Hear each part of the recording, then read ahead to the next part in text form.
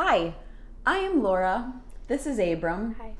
I am a resident here in Hastings. I'm an artist and a mom and a teacher.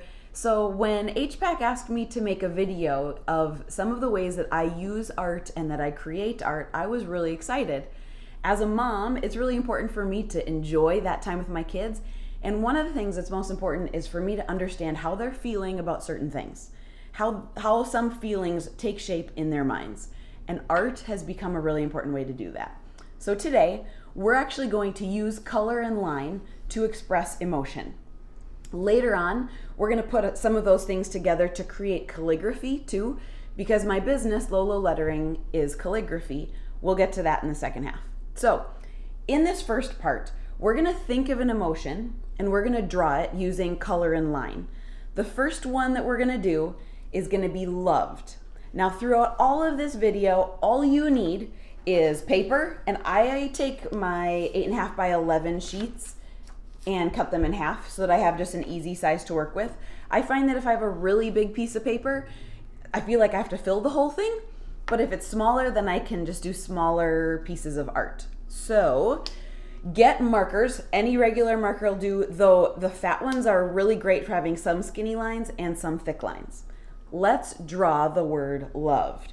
When I think of the word love, the first thing I think of is the symbol of the heart.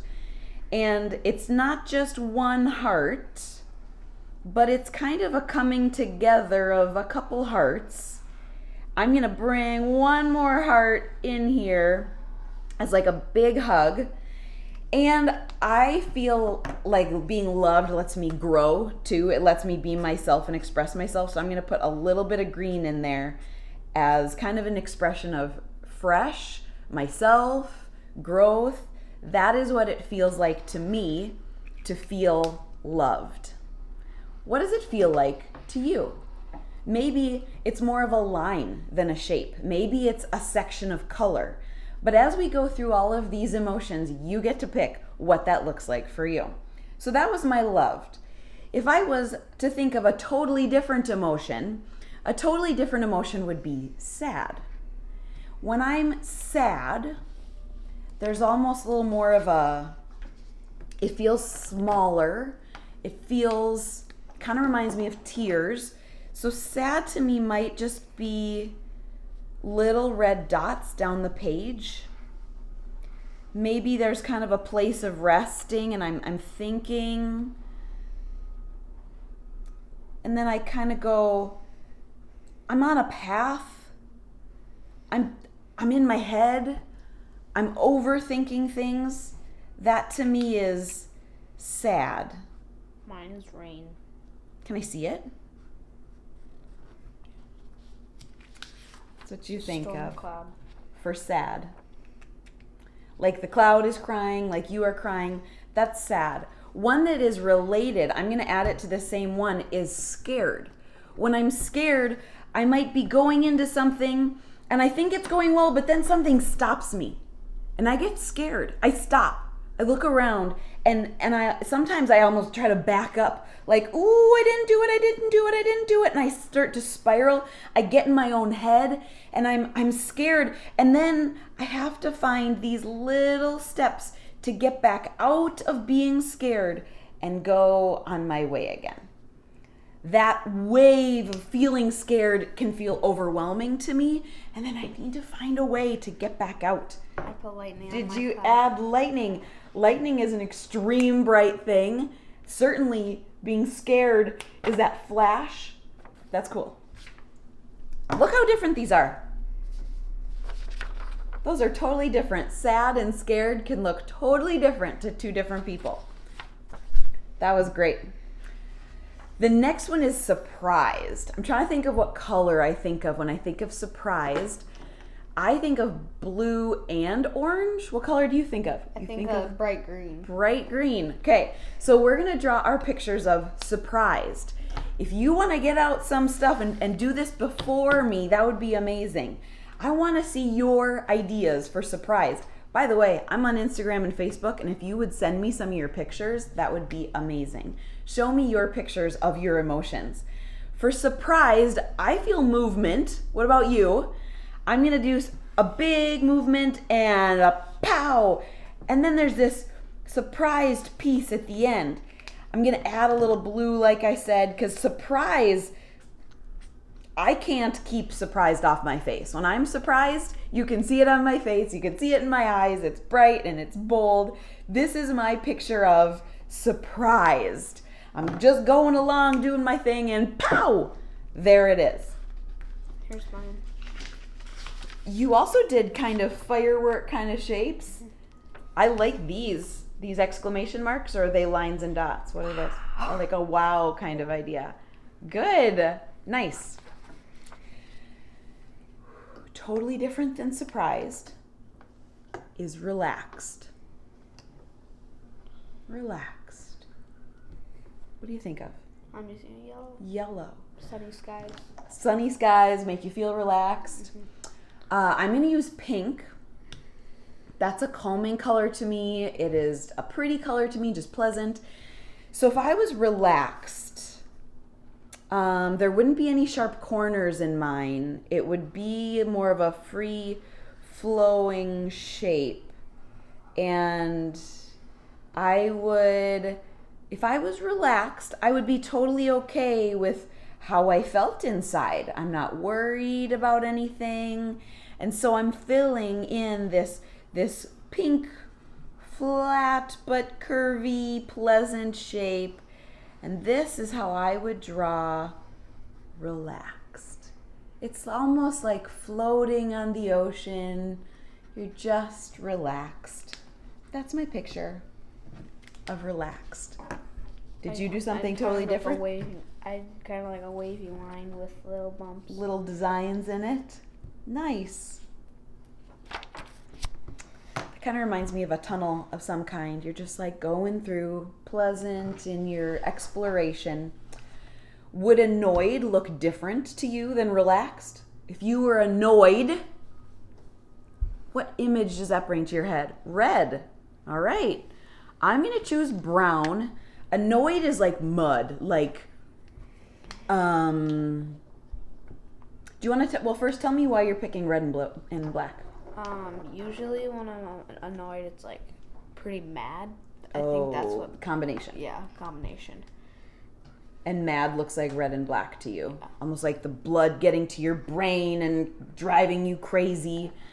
I'm going to pick brown for kind of a muddy kind of feeling, like, I don't want this to be the case. I wish I wasn't mad at this person right now, but I kind of am. And I am just kind of annoyed, out of control, drawing these shapes. And I'm trying to do the right thing, but I just keep crisscrossing in my own thoughts of, oh, why is that person doing that? That's so annoying. Ugh. Also, with annoying, whatever it is that annoyed you probably didn't just happen one time. It probably happened again. And then somebody did it again. And then it happened a third time and a fourth time, and it was so annoying. So anyway, this is my picture of annoyed. Here's my annoyed. You want to show us? Explain what you got. Ooh, you've got some faces going. Are these all you? Or are those different people that you're annoyed with? Why are there four? It's like me in different stages. Like in different stages. Cool. Okay. The next one is proud. I don't mean like you're proud and you're like better than somebody else and you're all rude about it. I mean like proud, like you're full, you love who you are lovable and you know it. You are glad to be who you are. Proud could be black or blue to me because both seem confident and bold. Maybe I'll mix them. I'm going to say proud to me is like sticking out my chest, like, yes, who I am is good. I'm going to do a little black because here I am world, and I like who I am. I want other people to know me. I want to know other people. I want to be part of community because I'm proud of myself. That's my proud. We've got two more. The next one is angry. Now, Abram, similar to how you picked red and black for annoyed, which is very similar to angry, I would totally go to red and black for angry. Angry, to me, first, let's give 30 seconds to everybody who's doing it. What does angry look like in your mind? When you are angry, are there little symbols or pictures or colors in your mind? How do you picture yourself when you're angry? For me, angry is red and it has sharp corners and it's not comfortable. And I might even come to a place of not being able to move forward because I am so angry, it's like there's a wall in my way. And maybe I've made this wall out of all sorts of things. Have you guys ever been angry at somebody and you're like, I don't know, I think I'm angry because she took my peanut butter and jelly sandwich, but that seems like a dumb reason. But I'm also angry because she took the crayon I wanted and she played with my friend at recess. And I'm also sort of angry at her because. And sometimes when we're angry, it's piling up of lots of things. We're not just mad about one thing. It's this like, I'm angry about all these things, and once I hit that brick wall because everything makes me so mad, I just can't even move on. This is my angry of a wall of red and black because I've been collecting things that make me angry. Same with me.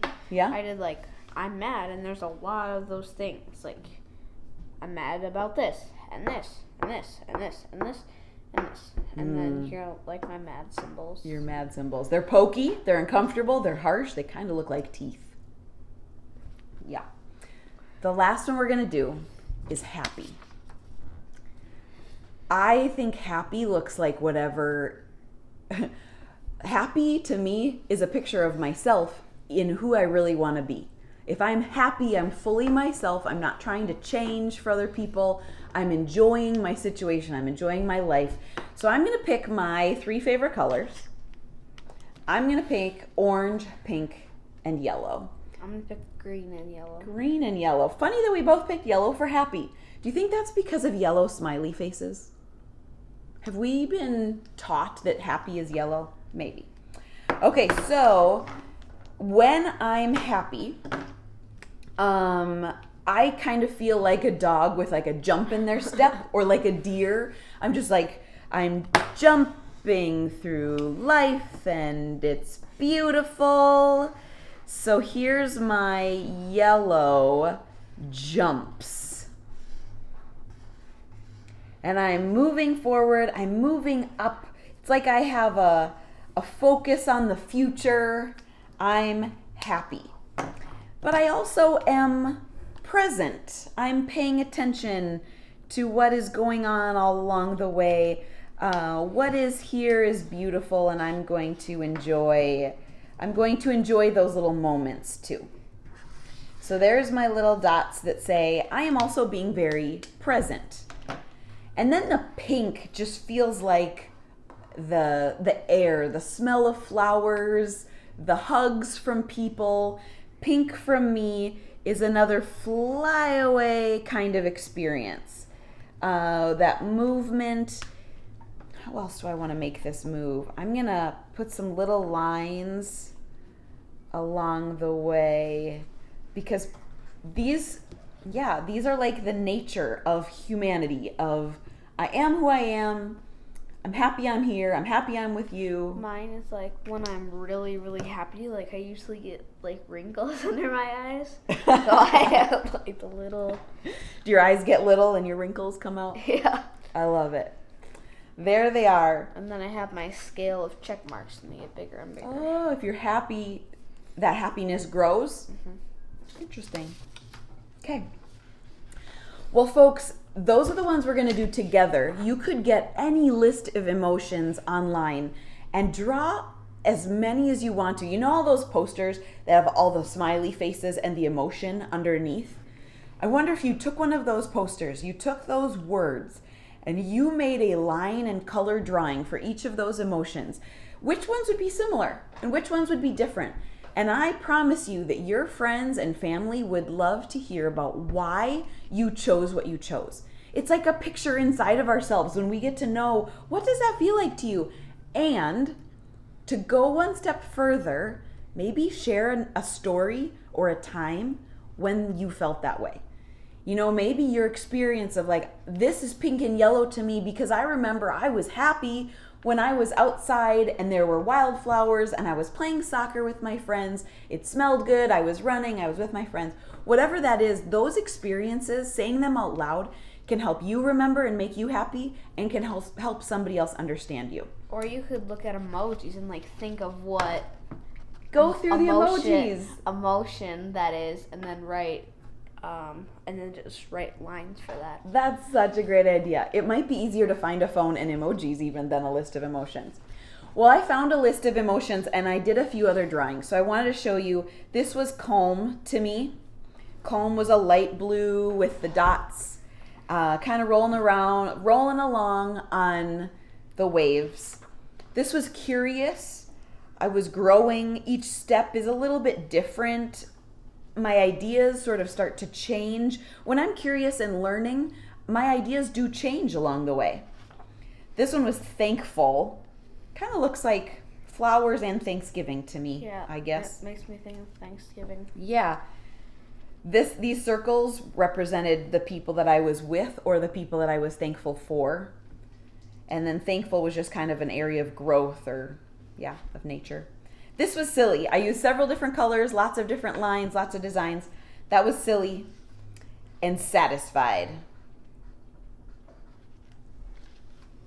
Lonely. Embarrassed. Confused. Sad. You could pick any list of emotions and pick any story.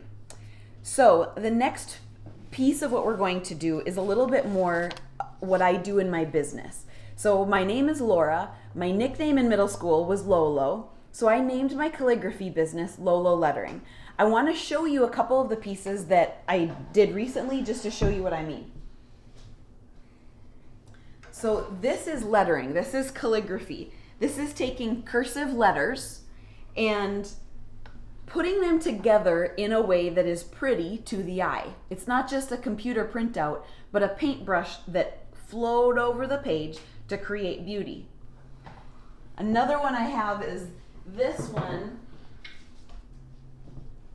It's a big welcome sign. That's something you should probably put on your door. That's something door? I would put on my door or like in my entrance or something. In your entryway? Yeah.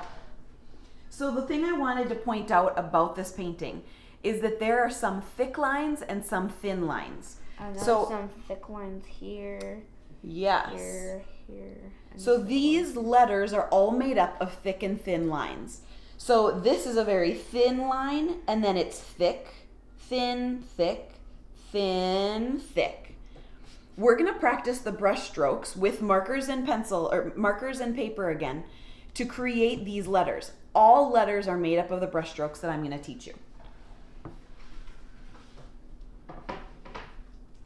So, you're going to take your paper again, and you're going to fold it in half a few times to make lines on your paper. So take your paper, fold it in half. So now it looks like this. Then fold it in half again. So like this? And nope, the other way. Because we're going to make This? 8 lines altogether. Yep. This? And then So again. once it's so right now if I unfolded it, I would have 4 lines. I'm going to fold it one more time so that I have 8 lines. So I'm going to fold it one more. You can do this with any size paper. You just want 8 lines. When you unfold it then, we want to flatten it out, won't we? Yep, you want to flatten it out. Now pick a color. I'm going to start with blue. You can do black, whatever. With these fat markers, the very, very tip will give you a very, very thin line. But if you push hard, it'll make a thick line. That first stroke that we're doing is an upstroke in calligraphy. It's called an upstroke, and it's thin. So it's thin, thin, thin. You're barely touching the paper with the tip of your marker, because the next stroke is down and is thick. I always try to do it thick and then tail off just at the end, so that I'm going from thick down to thin on the very tail end of it. Practice those two strokes a lot. Make sure you can get a very thin line anytime you need it. Thin, thin, thin. And then can you switch to thick? Because that's exactly what we're going to do in calligraphy. We are going to start with a thin line and then switch to thick. So it's kind of a bump that's thin up, thick down, thin up, thick down, thin up, thick down. I'm not picking up my marker. I'm just barely touching it at the beginning and then pushing hard on the way down. Another way to practice that, and another way you're going to need when you're writing cursive, writing calligraphy, is starting thick, starting by pushing down hard and then switching to thin so that you're barely touching it on the way up. So it's pushing down hard and then switching to barely touching on the way up. Down, up, down, up, down, up. Now sometimes in calligraphy, your lines connect. It's not just woo, woo, woo waves across the page. Sometimes your lines are going to cross each other. It still is a skinny upstroke and a thick downstroke. So this stroke looks like this. I did some over ones and then some You went back and forth? Yeah. Good control. So the next stroke is that thin upstroke, but we're crossing it with a downstroke. Thin up, thick down. Thin up, thick down. This is a stroke that you would use in the letter L, the letter D, the letter F. It's like this. Yep. Yeah. And you could go the other way too, of saying instead of thin up, thick down, your thin might start on the other side. In this first stroke, my thin started on the left side and I went right. Sometimes you're starting on the left going up and ending on the right going down. So try to start on the right and come down this way. So from the right? You're switching. Yeah, you're just switching where you're starting and crossing on the other side. Again, trying to keep it thin going up and thick coming down. That is the 6th stroke. The 7th one is very much a wave. This one's so fun, and again, you can do it 2 different ways. I'll show you both ways. This is thin up, thick down, thin up, thin up, thick down, thin up. Do you see the difference in how thick my lines are? Thin up, thick down, thin up. Now you can also go the other direction, saying you're starting at the top, so it's thick going down, thick down to thin up to thick down. And you can practice both of those. I did thick down, thin up, thick down. Sure. You can go both ways. The last stroke is the hardest. This is your circle, what you would use for the letter A, the letter D. Here we go. Now I'm going to use a pencil first, and you might want to draw some circles on your page to guide you. It's just a light circle, but I want to show you where I'm starting. I'm not starting at the top of my circle. I'm starting at the side of it, because I'm going to go thin up, then thick down, and then thin up again. So I'm going at the side, thin up, thick down, thin up. That is what a calligraphy circle looks like. Start at the side, thin up, thick down, thin up again. These are the strokes. You'll need to practice a really long time. I learned over the course of about 6 months to make these strokes, but it has taken me years to get comfortable with it.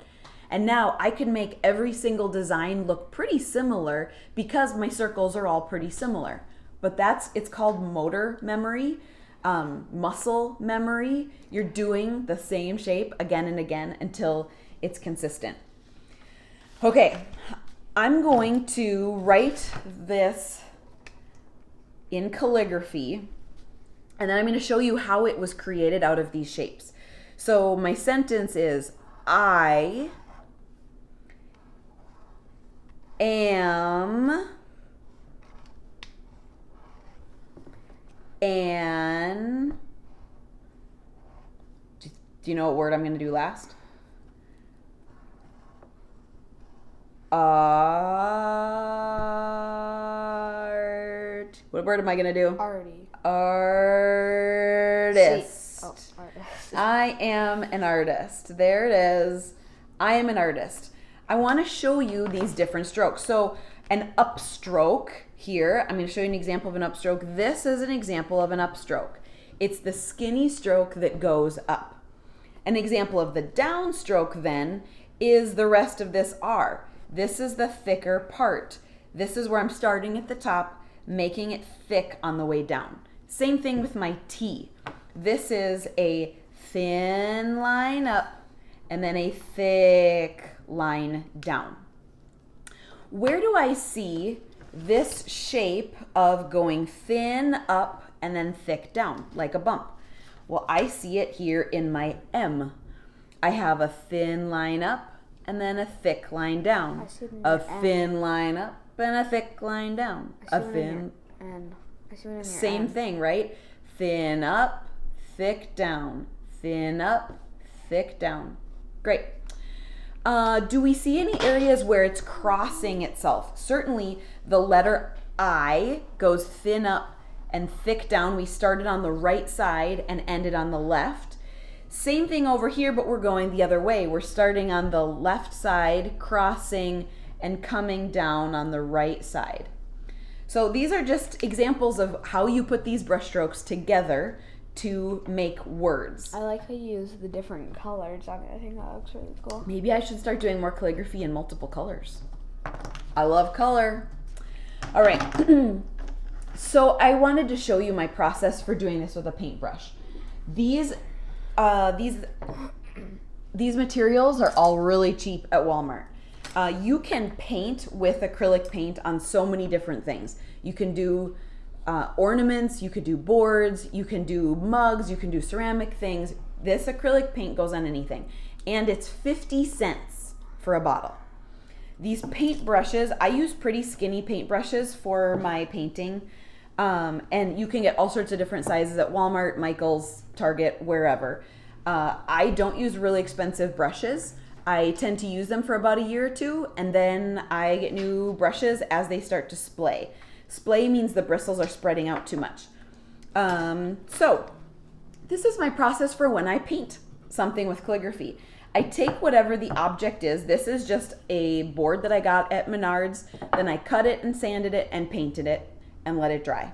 The boards aren't too expensive, so if you have access to a saw, really you can make whatever board, whatever color. So I take this is my paint palette. I usually add a little bit of water to my paint to make it a little bit thinner.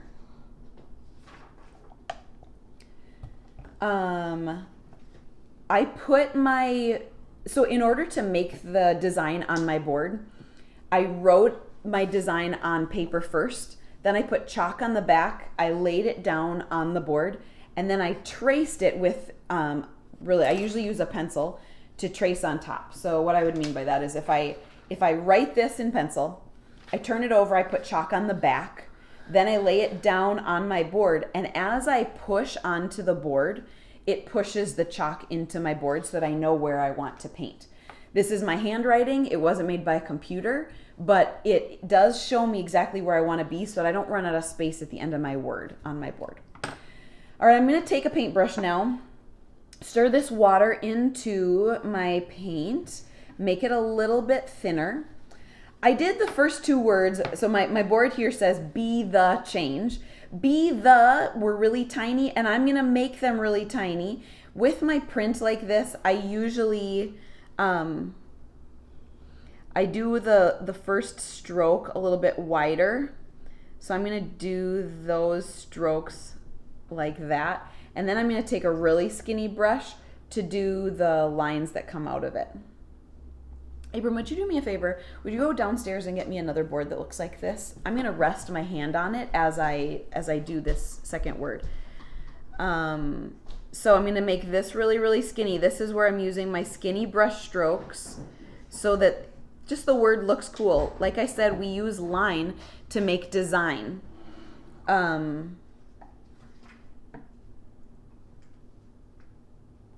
So see how I used a thick stroke and a thin stroke for those two letters. I'm going to do the same thing here. I'm going to do my thick strokes for my down.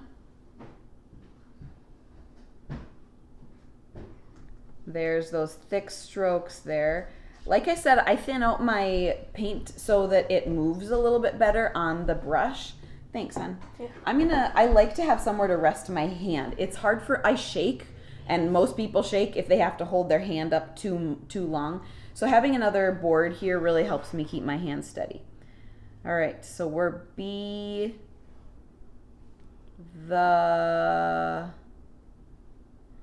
and now for the calligraphy. So change is made up of almost a complete circle. We're going to thin up, thick down, thin up again. Let me show you that. In order to have my thick, really thick, I do it first. I know it seems like cheating, but then I can move my paint around so that it really is thick over here and thin here. Then we're going to bring this up in a thin line. Again, I'm going to do the thick line of my H first.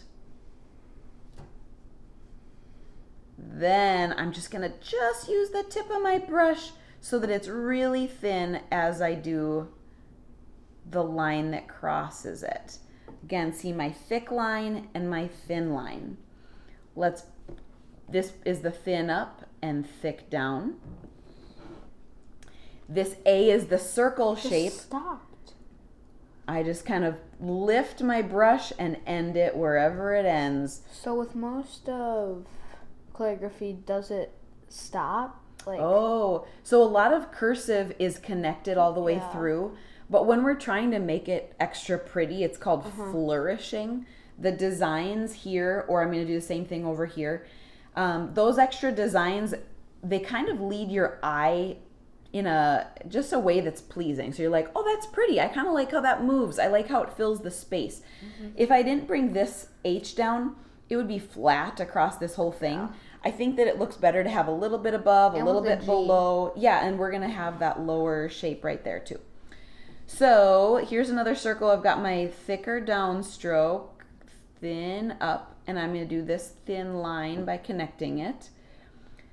Thin down, and whenever I run out of paint, I just reload. And really, for a letter like an H or a G, I have to reload a few times because they're bigger and they take more paint. Last letter, here's my down, and again, Abram, I'm going to try to just disappear into nowhere with my stroke there, and then I'll come back and do the skinny line of the H, or of the E here. There it is. So this is my final product for my lettering. I've got two different fonts because I think it plays with your eye in a fun way, and the main word of this board is change. We believe that we can grow, we can change, we can learn new things, we can be a part of our community by paying attention to what's going on and being willing to change. So be the change here. Just showed a little bit of how I use line and color to make beauty. All right, guys, it has been my pleasure to draw with you, to paint with you, to share my awesome kid with you. Thank you so much for joining us, and thank you, HPAC, for inviting us. For all of you, I want to invite you to a really great event that's coming up. I love art. I live in Hastings. I love this Hastings-Prescott area. So I'm really, really excited to tell you about this gala coming up. HPAC stands for Hastings-Prescott Area Arts Council. So it's people from 2 different towns working together to create a really great art culture for us, giving everyone more access to good art, good artists, some classes, some exciting experiences with art. And these are all volunteers. They're volunteers from our towns who are putting all these things together. They have a gala coming up on Sunday, September 27th. It's from 6 to 7. It's online, and you can actually sign up by going to www.hpac, that's hpaac.org/gala. So go there to sign up for the gala and learn more about HPAC. And I hope that you have enjoyed this lesson and all of the other art lessons put on by HPAC throughout this beautiful month of September. Lots of art. And guys, thank you. Thanks for joining us in our adventures with emotions, with color, with beauty. And I hope that this can inspire you toward more art of your own. Have a great day.